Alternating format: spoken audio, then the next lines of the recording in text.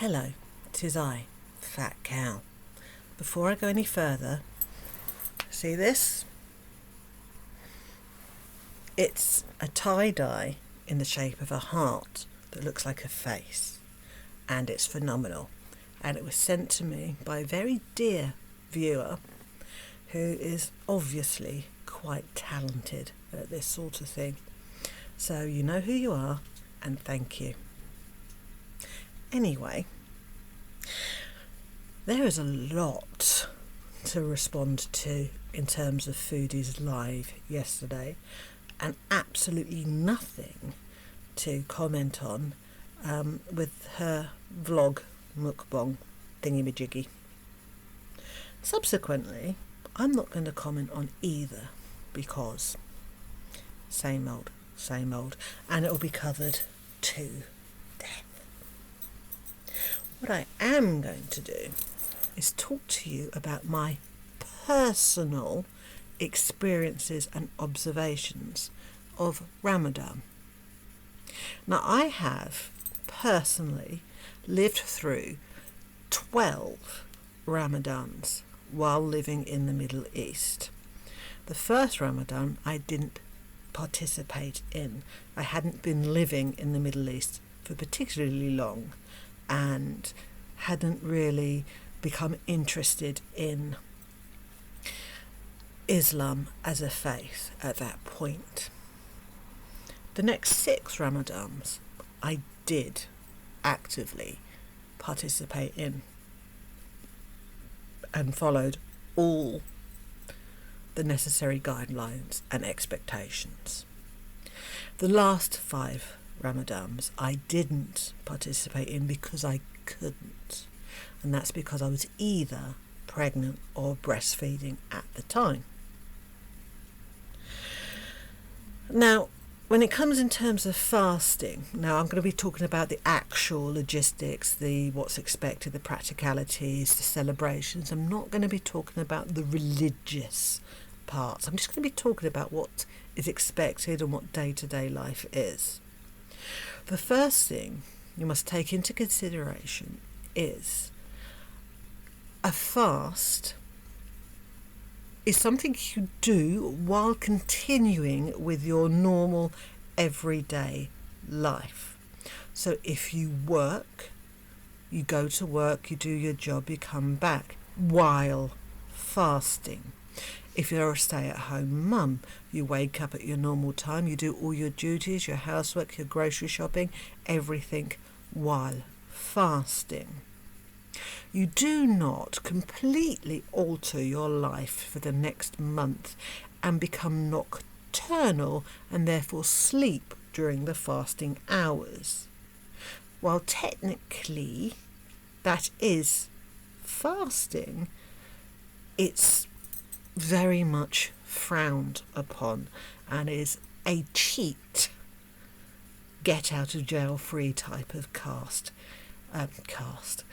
type of approach to fasting.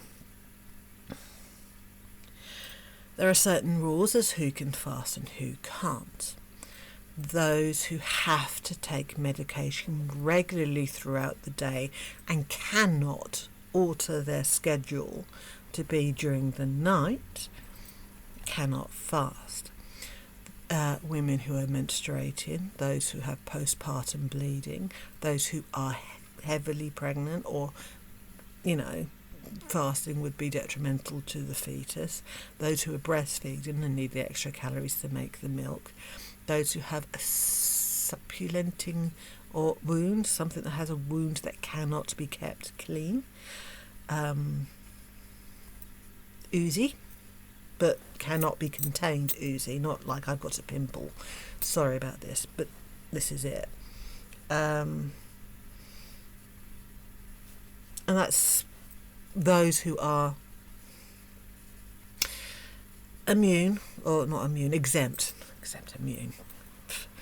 exempt from fasting. Fast starts immediately at sunrise and ends at sunset. It's an interesting little deviation. Before the,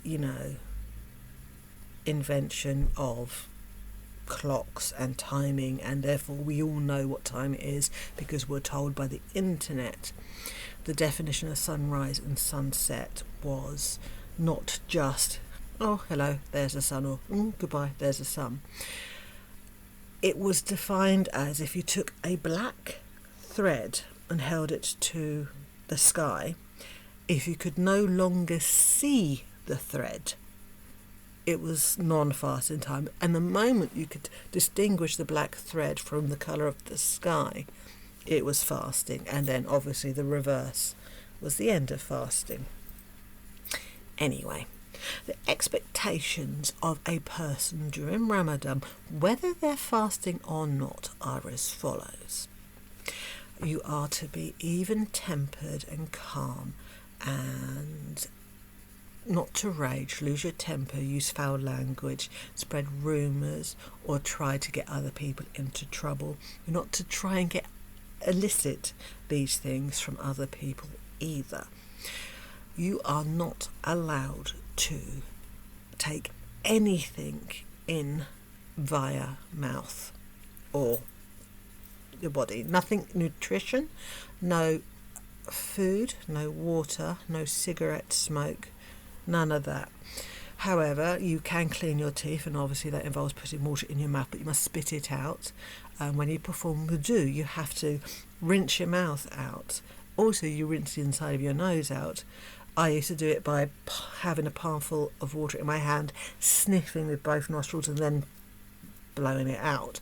If any water is ingested by accident, then you're still fasting. You haven't nullified the fast. If you wake up in the morning and you are fasting, and halfway during the day, say your menstrual cycle starts, you have to break fast immediately. You are not clean enough to fast, but that day's fasting still counts because you started with the intention to fast. If you wake up in the morning and fast knowing you're going to break your fast, prematurely because you will feel hungry, that attempt at fasting doesn't count whatsoever because you woke up knowing you're not going to try and do the fast. So if you wake up and think, oh, it's all right if I just do the morning bit and I can eat around about 12, you haven't got the right intention. It doesn't count. You have to try and try and try, and if you cannot physically fast any longer, that's all well and good. And when I say cannot physically fast any longer, we are not talking about being a bit hungry. We're talking about being lightheaded, unable to function, dizzy, kind of can't. Children are not expected to fast beyond a certain age, around about 6, 7, 8. Your child can skip breakfast but then continue with normal meals throughout the day as an introduction, and it's only once the child is reached puberty that they would be expected to make an actual attempt at fasting completely. You are expected to do all the prayers in a timely manner.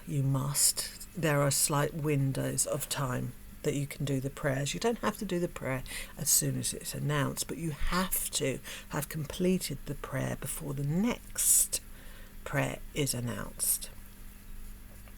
You must perform wudu, that is the cleansing, prior to being able to pray. And if you pass gas while praying, that prayer is nullified and doesn't count because you're no longer clean for wudu unless you have performed at least one complete cycle. Now, most prayers have cycles of 3 or 2 that you have to perform in order for the prayer to be finished. As long as you've done the first before you pass gas, then the prayer and the intention counts. But if you pass gas before then, the prayer doesn't count. You have to do wudu again and then start again. You are also expected, although it's not mandatory, but you are expected to try and read the Quran in its entirety during the month of Ramadan. At the very least, you are expected to read from the Quran every day. You are expected to give money to the poor, and for every day that you miss a fast, you're expected to donate or give money or to feed somebody. Also, if you miss fasting during the month of Ramadan, you can make up those days before the next Ramadan by fasting on Mondays or Thursdays. So say, because I had a period, I missed 5 days of Ramadan, I can make up those 5 days by fasting every so often on a Monday or a Thursday until the next Ramadan comes. Socially, most iftars are broken at home or with family, because it is a necessary meal that has to be consumed quickly. There's no leisurely iftar because you are expected to eat when it's announced fast can be broken. You're expected to break your fast, which is if you know you're going to commute home and there's a chance that you'll be stuck in traffic, you pack something with you, a drink and some snacks, so you can break your fast when the prayer is called. Me personally, my work would hold a work iftar once a Ramadan. It's usually at a Chinese restaurant, and everybody would go, and you would request your food from a menu before you even went, so that you would arrive half an hour early, sit down, settle in, and then the food would be brought out when it was time because it had already been pre-ordered.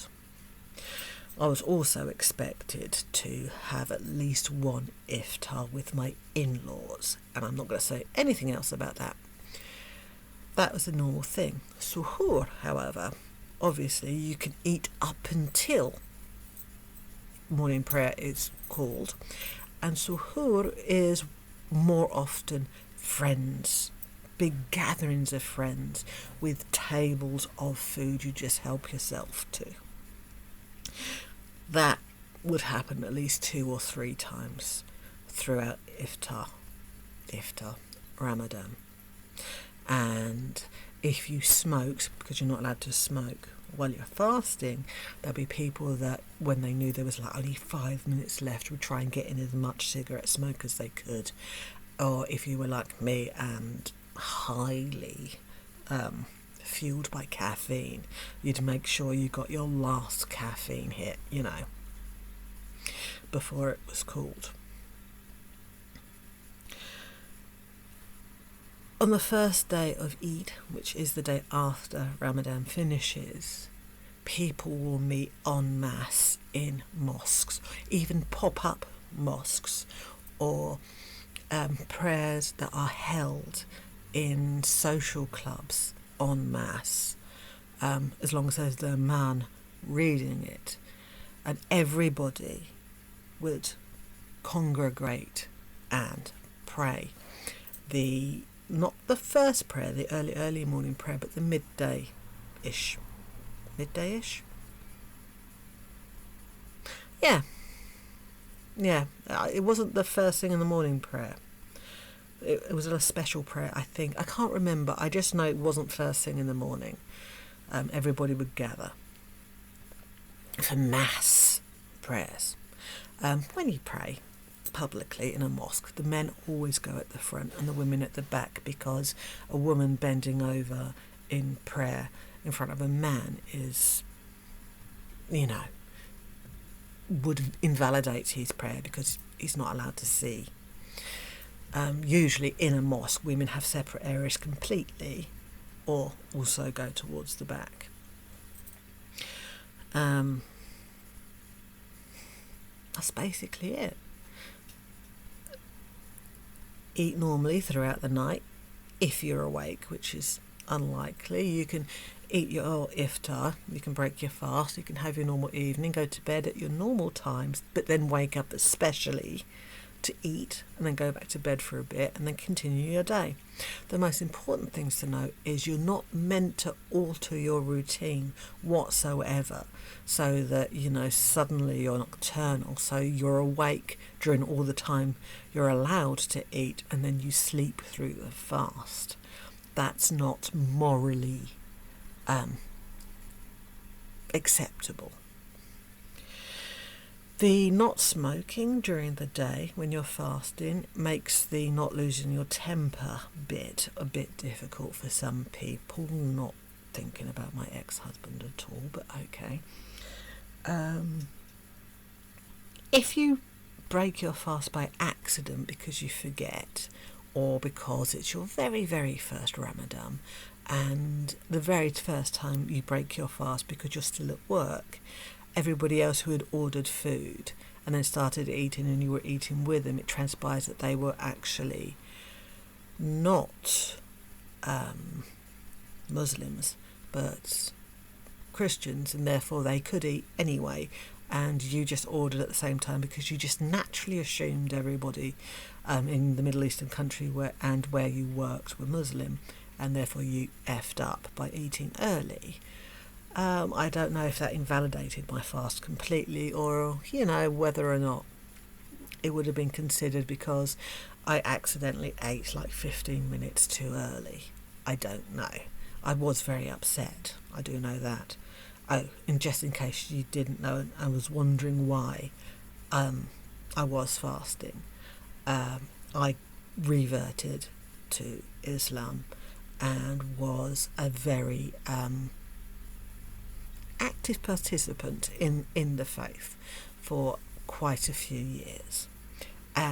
Also, before things get said, because I married a Muslim man, I had kids with a Muslim man, I actually reverted 4 years before we got married. I did not revert to get married. Okay. So, should you be doing... Oh, also, I'd just like to say I knew some elderly diabetic people at the time, and they just switched their medicines to a different routine for that time. They were very pious people, and even though they were told they didn't have to fast if they didn't want to, not just because of the diabetes but also because of their age, they absolutely wanted to with every fibre in their being. So they just altered the times they took their medication.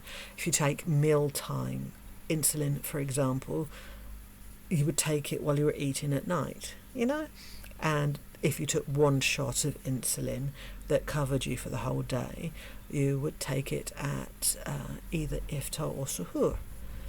Suhoor is the last fast, your last chance to eat. So while it's not recommended, a lot of people still did.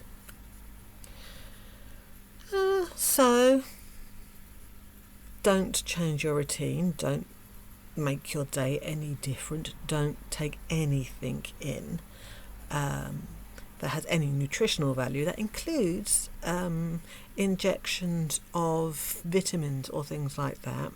Do not smoke. Pray all the prayers, read the Quran, try to finish the Quran before the end of Ramadan. Don't lose your temper, don't swear, don't lie, don't spread rumours, don't try and get people into trouble deliberately, don't cause problems deliberately, that kind of thing. If you work, you will probably find work will allow you to leave a few hours earlier, so you've got a chance to get home in time for iftar. If, for example, you work in a publishing house and you get your once a month deadline where everything has to be taken to the print house by a certain time, and you find yourself working till like 2 or 3 o'clock in the morning, then your job will probably provide the iftar for you. It is a pleasant time, Ramadan, but if everybody's doing it the way they should do it, the changes in your life are not that different. You are fasting during the day, you have your dinner at dinner time, but instead of dinner time it's iftar, and you might get up, set an alarm to wake up specifically to eat around 4 a.m, depending on when sunrise is, and then go back to bed. Your day shouldn't change that much. Weekends are a bit different. You might sleep in a bit longer, but you still will try to wake up before the second prayer is called, so you can do your first prayer in time. Yes, there's lots of sweets, the pastries, the baklava, the... can't remember a single name of them, and you will probably overindulge, which is not actually the point either, but well, it happens. That's it. There's nothing, at the end of Ramadan, the usual way of celebrating Eid, which is 2 or 3 days, because because I'm no longer a Muslim, there are 2 Eids throughout the year. One is the sacrifice of the slaughter, where a lot of domesticated farm-like animals are slaughtered and their meat is distributed amongst the poor. And then the other Eid, the one that's immediately after Ramadan, people tend to buy clothes for their children. And that's just how it is. Lots of juice is, eaten. Lots of dates are eaten. But, a bit more effort's made for your meals, probably. But it's just a normal... I'm so sorry. One of my cats is on a chair and doesn't want any of the other cats to get on the chair. Pebbles. Pebbles. Stop it. Stop it. Come here. Probably won't work. Anyway. What? No. Must protect chair at all costs. Anyway, it's just a very casual description of... what's expected, how it is. Driving home or being driven home from work in time to get home from iftar is quite frankly scary because everybody's in a hurry. No fast food establishments, no restaurants, no food places that you would go to dine and eat in are open during the hours of fasting, except for maybe the half an hour beforehand, so that you can go there and pre-order your food. So there'll be no fast food, no deliveries, no takeaways at all during daylight hours. You can go to a supermarket, get your shopping, but you can't go out and eat, you can't get food delivered. Within the last, you can call a delivery place like an hour before, pre-request the food, and they will deliver it 10 to 15 minutes before iftar, so you've got it in your home or at work. But that's about it. That's the expectations. That's how you'd expect your day to be. That's it. Anyway, very informal. Sorry, I'm just, Should I be embarrassed about, how I come across or how I present myself when I talk? Apparently, according to one... I don't know how I would describe it. Let's say an account that has only existed for a few hours, has implied. No, this is me. I'm just being me. Right? That's the only person I know how to be. Anyway, Ramadan Kareem to anybody who celebrates, and I have no doubt there'll be something to talk about tomorrow. Thank you. Additionally, my last 2 pincushions are now on sale in my store, and I have a busy week because I have started getting commissions for Voodie Booties. People are asking for them. They are making requests. They are giving me time periods they want me to cover, and they are being very generous in what they're willing to exchange for said pincushions. So I guess my obsession is spreading. So that's a big yay for me and my weird obsessions.